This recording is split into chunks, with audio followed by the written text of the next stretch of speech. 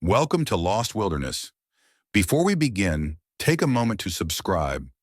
New scary stories are posted regularly, and let me know in the comments where you're listening from, whether you're driving, working, or alone at night. Now, let's begin.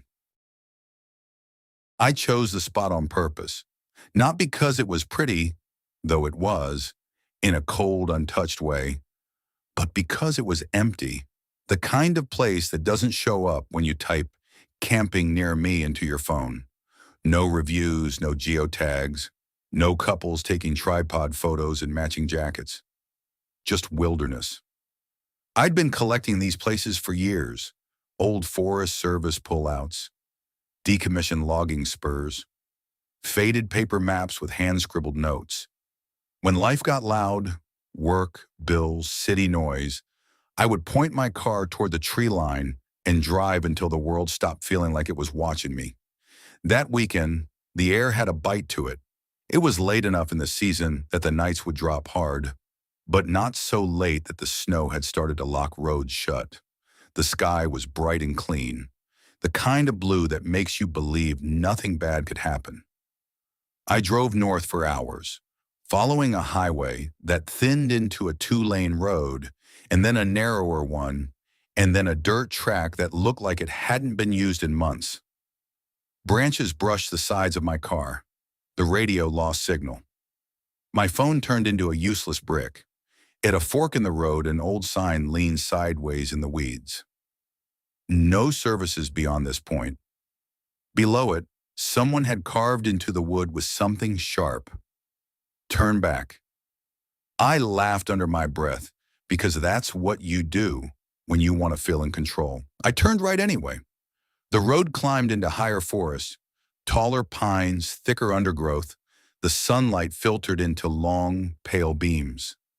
After another mile, the track opened into a rough clearing the size of a small parking lot. A small creek ran along one side, barely visible through ferns. The rest was dense trees and shadow. No footprints, no trash, no fire ring. Perfect. I parked facing outward like I always do, just in case. Then I pulled my gear out and started setting up camp with practice motions. Tent first, then ground tarp, then sleeping pad, then the food hung higher than any curious animal could reach. I had bear spray, a fixed blade knife, and a headlamp with fresh batteries. I wasn't careless, but I was alone. That's the part people always focus on, like being alone is automatically a mistake. I didn't see it that way. Alone meant simple. Alone meant quiet. Alone meant the only person responsible for my safety was me. By the time the tent was up, the light was fading fast. The forest changed color at dusk. Greens turned to deep blue. Shadows thickened. The temperature dropped like someone had opened a freezer door. I cooked a small meal on my stove. Something quick, eaten straight from the pot. As I ate, I listened. A lot of people think wilderness is silent. It isn't. There's always sound, wind in needles, water over stones, the distant call of something hunting or being hunted. But that night the sounds felt spaced out, like the forest was holding its breath between them. I checked my watch. 9:58 p.m. I cleaned up, hung the last of my scented stuff, double-checked my truck doors were locked. Then I crawled into the tent and zipped it shut, sealing myself inside a thin skin of fabric that suddenly felt laughably fragile. At first it was fine. My headlamp made a small circle of light. My sleeping bag was warm. My breathing settled. Then, around 10:40, I heard a howl. Far off, long and low. A wolf. It wasn't impossible. I knew the area had them. The sound rolled across the trees and faded. I waited for a second howl. It came a minute later, closer. My stomach tightened, but I told myself the same thing everyone tells themselves in the dark. It's just an animal. Animals don't want trouble. Then came a third howl, and this one wasn't right. It was too deliberate, too controlled. like the sound was being shaped rather than released. It ended abruptly, like a switch had been flipped off. I sat up in my sleeping bag and listened harder. That's when I heard footsteps, not the soft pad of paws. Footsteps, slow, heavy, crunching through leaves with no attempt to hide. They moved around my camp in a loose circle, not wandering randomly, but tracking the perimeter like whoever, whatever was outside was measuring the space I occupied. The steps paused near the creek, then moved closer. The crunching stopped directly behind my tent, near where my head rested.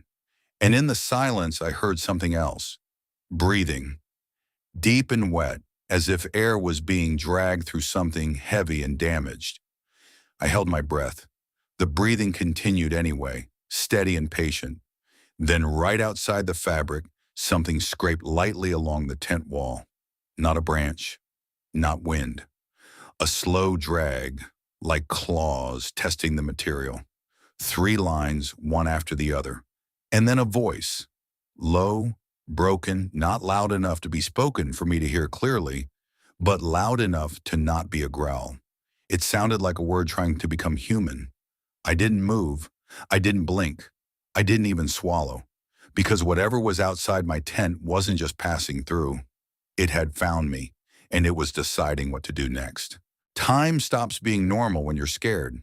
Minutes stretch. Seconds become whole events. You start counting your own breaths like they're a resource you might run out of.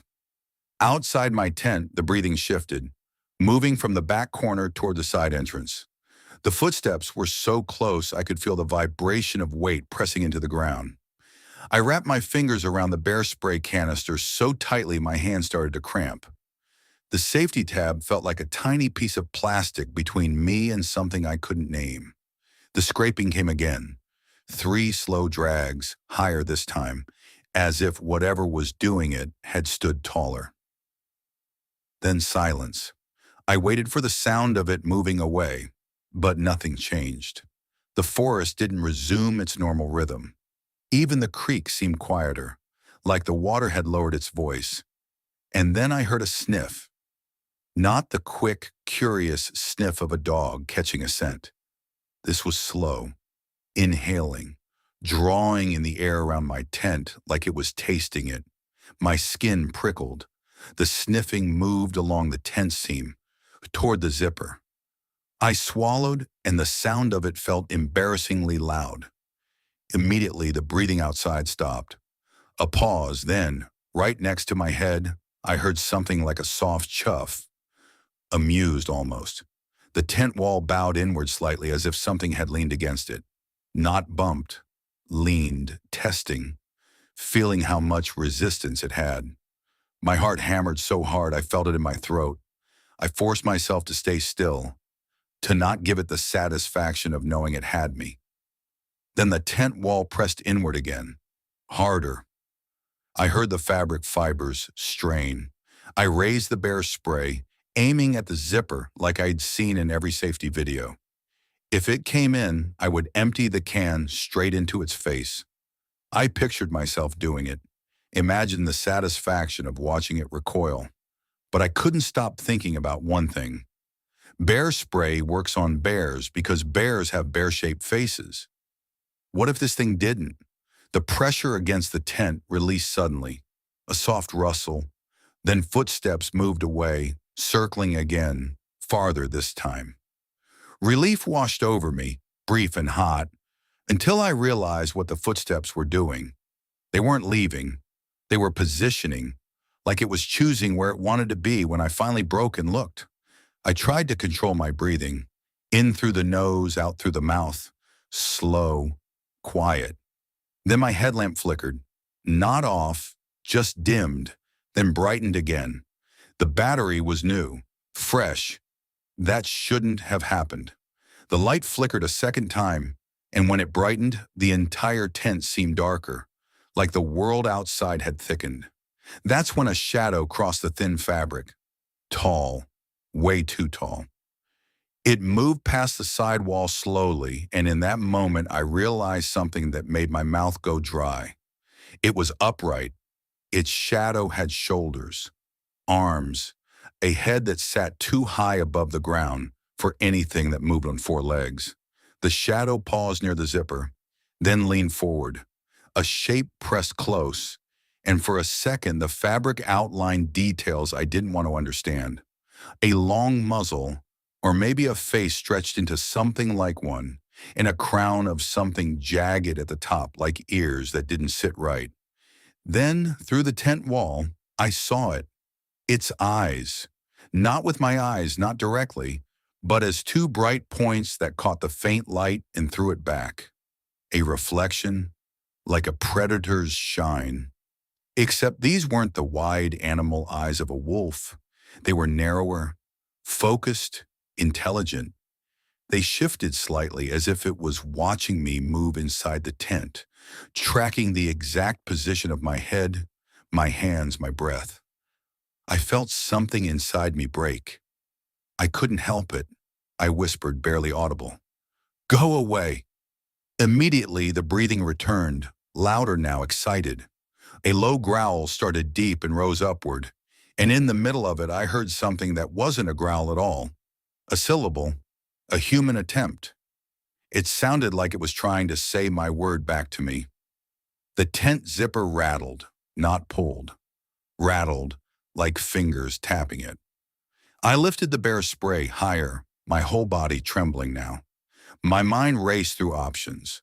Run into the night, make a break for the truck, scream, fight, play dead. Then I heard the creak again, louder, and with it, something else.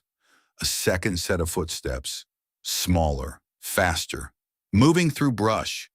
And suddenly the thing outside my tent turned its head sharply, like it had heard something new. The breathing stopped. The eyes vanished. The footsteps retreated quickly, too quickly for something that heavy to move silently, yet somehow it did. The sound faded into the trees. I waited, frozen, expecting it to return. Instead, I heard a howl, close enough that it vibrated through my ribs. But this time, it wasn't far off. It was right there in the forest. And it wasn't a warning howl. It was a signal, like it was calling something else in. And in the silence after, I realized I wasn't listening to wilderness sounds anymore. I was listening to a hunt. I didn't sleep. I lay there until the black outside slowly softened into gray, my eyes burning from staying open too long. Every time I thought the thing might be gone, a branch would creak or a gust would move through the trees and my body would react like I'd been shot. At some point, my hand loosened around the bear spray. I hadn't even noticed my fingers had gone numb. When the first real light arrived, it didn't bring comfort the way morning usually does. The forest looked normal, sure, but normal can be a costume. Daylight doesn't erase what happened. It just makes it easier to pretend. I unzipped the tent slowly, pushing the flap open like I was expecting teeth to snap at it. Nothing, no shadow, no shape between the trees, just the clearing and the creek, sparkling like it had never been quiet at all. I stepped out, my legs stiff, and then I looked down. Tracks circled the tent in a loose ring. At first glance, they looked like wolf prints, 4 toes, claw marks, the pad impression. But the deeper I stared, the more wrong they became. They were too long, too narrow, and the stride between them was impossible. Wolves don't take steps like that. These prints were spaced as if something had been walking upright, placing its feet carefully, one in front of the other, almost in a line, like a person trying to be quiet. But each print ended in claws. I followed the circle slowly, my breath shallow. Near the back of the tent, the soil was churned up where the fabric had bowed inward. That's where it had leaned, pressed, tested. Near the side entrance, the tracks got deeper, as if it had stood there longer. Then I saw the tree, a pine at the edge of the clearing, close enough that it could have watched my camp without moving. Its bark was scraped in 3 long vertical gouges, fresh. Bright wood exposed beneath dark bark. The scratches started high, higher than my shoulder, and dragged downward. Whatever made them had reached up and pulled down like it was sharpening something. I stepped closer and placed my hand near the top scratch. It was above my reach. I'm not short. I'm not small. I had to stand on my toes to touch it. My stomach knotted. I wanted to pack up immediately. I wanted to pretend this was a freak thing, a weird animal, a coincidence. Then I noticed something by the creek, a smell. It hit me like I'd opened a rotten freezer, wet fur and iron and something sour underneath, like spoiled meat left in the sun. I turned slowly, scanning. On a flat rock near the water, there was a deer carcass, or what was left of one. Not eaten cleanly the way predators usually do, not torn apart chaotically either. This looked handled, opened, as if something had done it carefully, then stopped. Like the kill wasn't about hunger, it was about leaving a message. Flies swarmed. The air was thick with it. I backed away, fighting bile. That's when I saw the footprints again. Different ones mixed in with the clawed prints. Bare, human-like. 5 toes, but enormous. The toes were long and spread wide, and the heel impression was deep, like whatever made it carried far too much weight for a human. The bare prints went from the creek toward the trees, and then the clawed prints took over again, like it had changed shape mid-stride. I stood there staring, my brain trying to file what I was seeing into categories it understood. It couldn't. I forced myself to move. I packed fast, faster than I'd ever packed. Tent stuffed without folding, sleeping bags shoved into its sack half-zipped, food dropped into my pack without careful balance. Every sound made me flinch.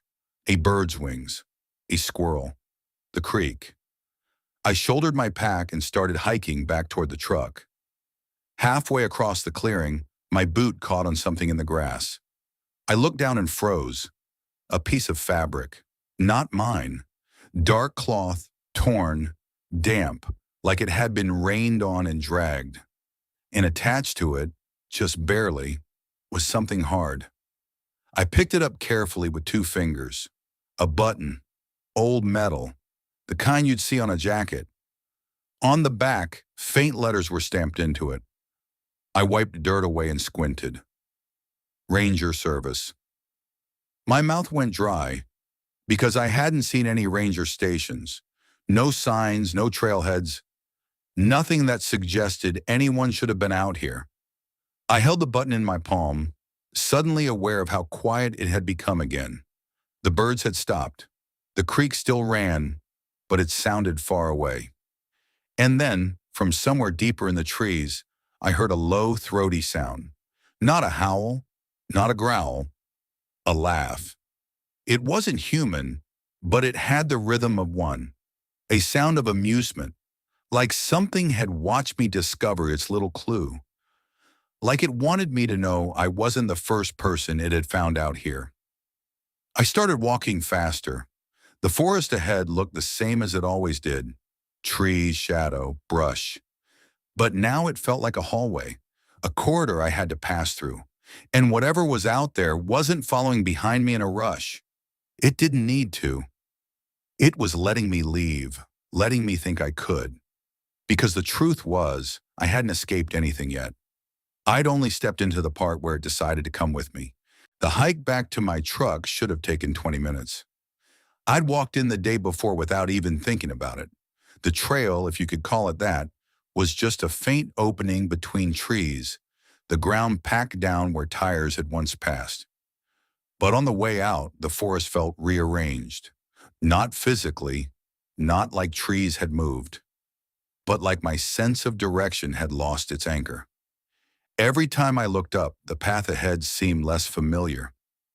I checked my watch again and again, as if time could prove something. 11:12 a.m. My truck should have been in sight by now. Instead, the trees thickened, the light dimmed, and the air smelled wrong. It wasn't the normal damp pine scent. It was that same metallic, wet fur smell again, faint but present, like a trail. I stopped and listened. Nothing. No birds, no wind, no insects. Silence in the woods is never neutral. Silence means something is making everything else quiet. I started moving again, faster now, boots crunching leaves. I didn't care about noise anymore. Let it hear me. I just wanted out. Then I heard the sound that made my blood turn cold, a branch snapping behind me.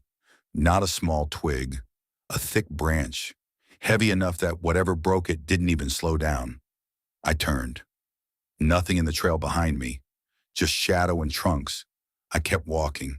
Another snap, closer, then another to my left, like it was pacing me, keeping position, not chasing, not rushing, herding. I felt the urge to run rise in my throat like a scream. I forced it down. Running in the woods makes you stupid. You fall, you trip, you get tired, you become prey. I continued at a fast walk, my hand on the bear spray, my other hand gripping my knife like it could be anything more than a comfort object. Then the trail opened into a wider stretch, a small natural corridor between trees. Sunlight hit the ground in long bars. It was the first clear space I'd seen in 10 minutes, and that's where it stepped out, right into the light, like it wanted to be seen. It was taller than any man I'd ever stood next to, easily 7 feet upright, maybe more. Its body was built wrong, like muscle had been added in places it shouldn't exist. Shoulders that hunched forward as if it was always ready to drop onto all fours. Arms too long, ending in hands that weren't hands. The fingers were thick and jointed strangely, with claws that curved like knives. Its chest was covered in coarse dark hair, but not evenly. Patches of skin showed through, pale and scarred, as if it had scraped itself raw, climbing or crawling. And its head was a wolf's skull, stretched into something that shouldn't stand upright.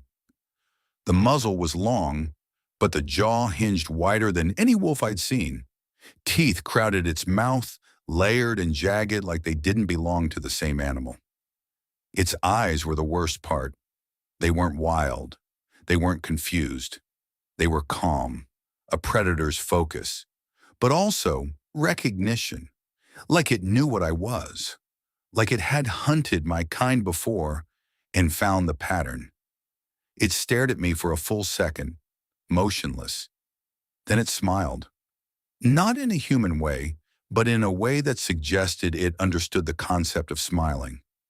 Its lips pulled back just enough to show teeth, and it breathed out, a low, thick exhale that smelled like blood and rot. I raised the bear spray. My thumb flipped the safety tab without thinking.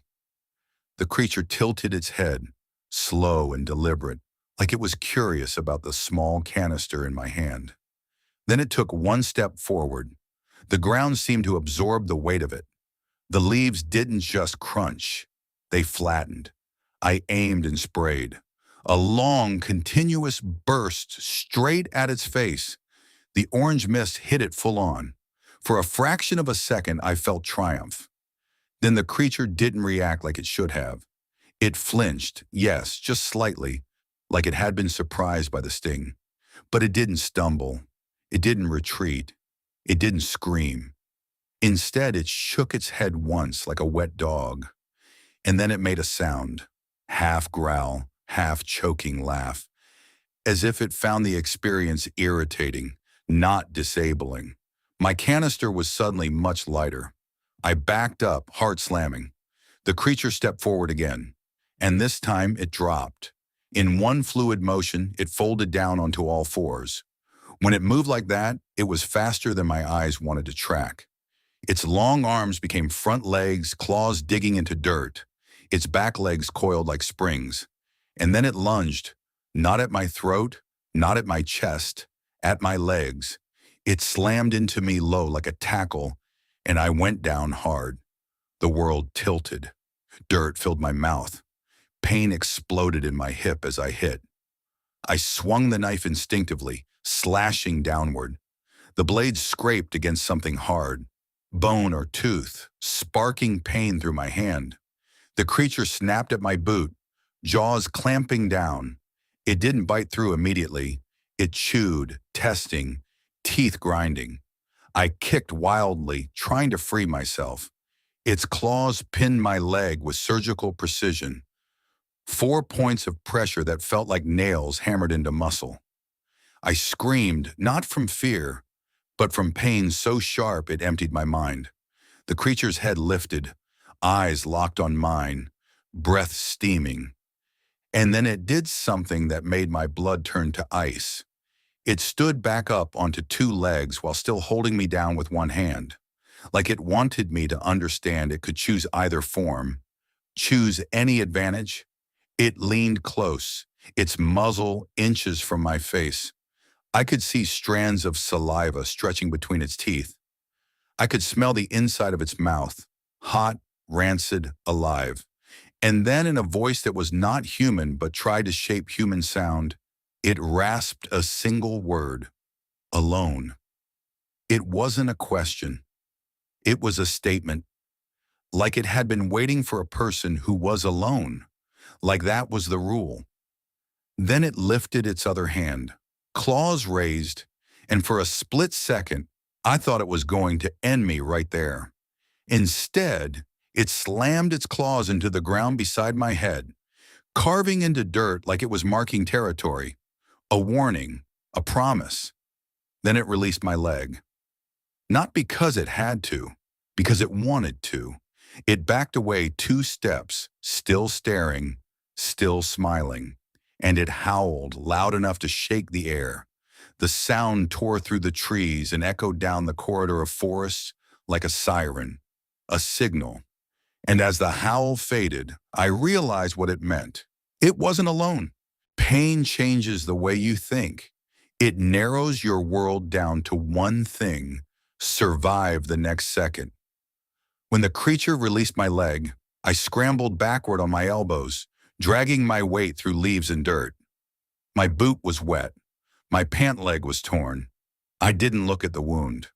Looking would make it real. The creature watched me, head cocked, as if it was waiting to see what I'd do next. I forced myself up, legs shaking. My injured leg didn't want to hold weight, but adrenaline made a liar out of my body. I limped forward, then faster, then a messy half-run. The trail was somewhere ahead. The truck was somewhere beyond that. I repeated it like a prayer. Truck, keys, engine, road. Behind me, I heard it move again. Fast, fluid. But not directly after me. It circled. Branches cracked to my right, then to my left, like it was playing with angles. Hurting me again, pushing me where it wanted. I burst through brush into another clearing, smaller than the first, ringed by thick trees. In the center sat something I hadn't seen on the way in. An old structure, a collapsed ranger cabin. Half the roof had caved in. The doorway gaped like a mouth. Rotting wood and moss covered the walls. It looked abandoned for years, but the smell was stronger here. That wet fur iron smell mixed with something older. Something like urine and decay. A den. My stomach dropped. I turned to run around it, and the creature stepped out from behind the cabin, blocking my path. It had anticipated me. It stood upright again, tall and steady, like it enjoyed switching forms just to show it could. Then from the trees behind it, something else moved. A second shape. Smaller than the first, but still massive. It stepped forward enough for light to catch its eyes. 2 bright reflections in the shade. Then a third shape shifted farther back. The first creature's lips pulled back in that awful, almost smile. I was surrounded. Every instinct screamed at me to run, but there was nowhere that didn't lead into teeth. I raised my knife again, useless but all I had. The first creature took a slow step forward, The others remained still, like they were waiting for its lead. My injured leg throbbed. Warm blood ran down into my sock. The creature inhaled deeply, savoring the scent of me. Then it let out a low rumbling sound that wasn't quite a growl and wasn't quite a purr. I backed toward the cabin without thinking. The doorway was open. Darkness inside. Bad choice. But being cornered outside felt worse. I stepped into the cabin. The floorboards creaked under my weight. The smell inside was unbearable. Wet hair, old blood, something sour. The walls were scratched, long vertical marks, like the pine tree at my camp, but dozens of them. Layers of clawed history. In the far corner, something pale lay half covered by a tarp. Bones. Not animal bones. Human-shaped bones. My breath caught and turned into a broken sound in my throat. Behind me, the doorway filled with the creature's silhouette. It ducked under the frame like it didn't quite fit human structures. Then it stepped inside. The cabin felt instantly smaller. It stood there, just inside the entrance, blocking my only exit. Its eyes were fixed on me, unblinking, calm. I lifted the knife with both hands. "Stay back!" The creature's head tilted. Then it moved. Not rushing, not charging. Just a sudden fluid step, too fast for something that big. It crossed half the cabin in a blink and slammed me against the wall. The impact knocked air out of me. The knife clattered to the floor. One clawed hand pinned my chest. The other gripped my injured leg with brutal precision. It squeezed. Pain shot through me, so intense my vision flashed white. I screamed. The creature's muzzle lowered toward my face, breath hot and rancid. Its teeth clicked softly, like it was tasting the idea of biting. Then outside the cabin, the other shape shifted. I heard claws on wood, scratching, excited. The first creature turned its head toward the doorway briefly, like it was acknowledging them. Then it looked back at me, and I saw something in its eyes that felt worse than hunger. Purpose. It wasn't just killing, it was collecting, marking, turning this place into something. My hand flailed along the floor, searching blindly. My fingers hit something cold and metallic, the flare gun. I'd packed it as an emergency signal, tucked into the side pocket of my pack, and forgotten. It must have slipped out when I fell. I grabbed it with shaking hands and jammed it upward. The creature saw the motion, but too late. I pulled the trigger. The flare exploded in the cabin with a violent burst of light and heat. An orange-white scream that filled the space. It struck the creature's chest and detonated in sparks and flame. For the first time, it reacted with real pain. It recoiled, snarling, and the sound was horrifying. Deep, layered, like multiple throats making the same noise. Its hair caught fire in patches. The smell of burning fur slammed into my nose. It stumbled backward, claws scraping the floorboards, and I used the moment to shove past it. I threw myself out of the cabin, limping hard, barely upright. Behind me, the creatures howled. 2, 3 voices now, angry and sharp. And then I heard them coming, fast, all fours, the ground pounding, the woods swallowing the sound and spitting it back at me in echoes. I wasn't running anymore. I was fleeing, and I knew, deep down, that if I fell again, I would not get back up. I found my truck the way drowning people find air, desperate, half delirious, driven by something beyond thought. The trees thinned, the dirt track widened, and the gravel pullout appeared ahead like an answered prayer. For a split second, relief hit so hard it made me dizzy. Then I saw the fresh claw marks on my driver's side door. 3 long gouges dragged through paint down to metal. They were new. They hadn't been there when I parked. My blood turned to ice. It had been here, before me, waiting. I fumbled my keys out of my pocket, hands slick with sweat and blood. The key missed the lock twice before finally sliding in. I yanked the door open and fell into the seat. Behind me, the forest exploded with movement. A shape burst from the tree line. Low, fast, impossibly quick on all fours. The first creature.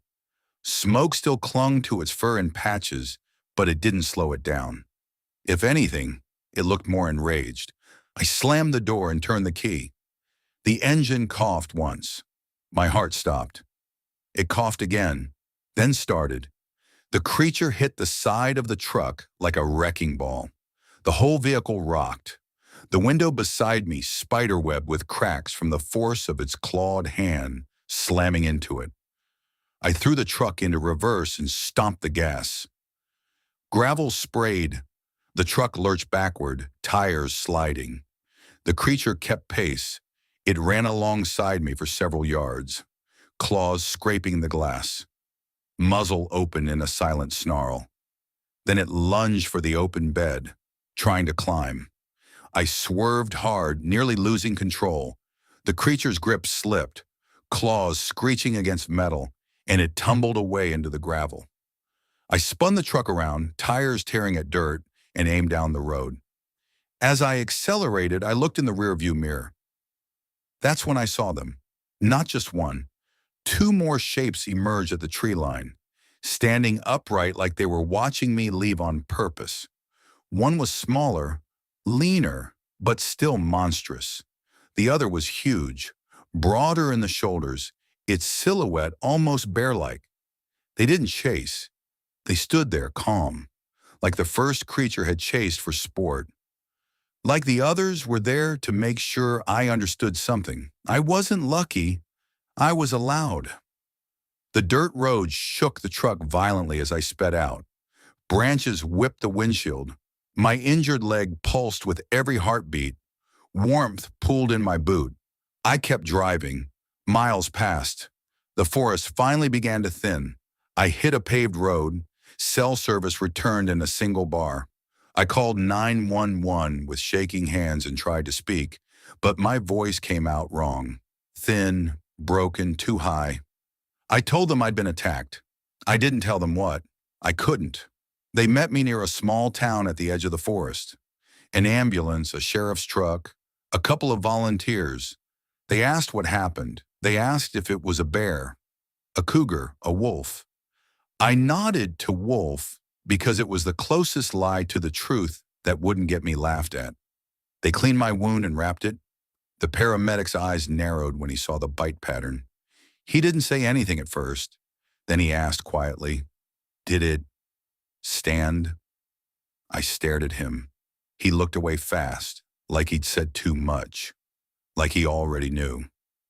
The sheriff went back with a couple deputies. They found my campsite, found the tracks, found the cabin. They came back hours later with tight faces. No bodies, no creatures, no clear answers. Just claw marks, and bones, and scratches that were too high on the trees. They told me to stay out of that area.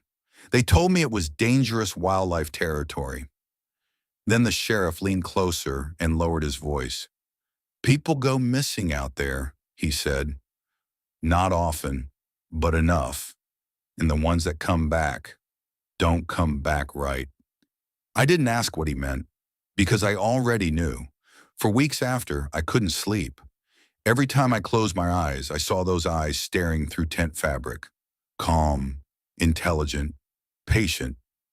My wound healed slowly, leaving scars shaped like curved crescents. And sometimes, late at night, I'd wake up to a sound outside my house. A distant howl, not close enough to be real, not far enough to ignore.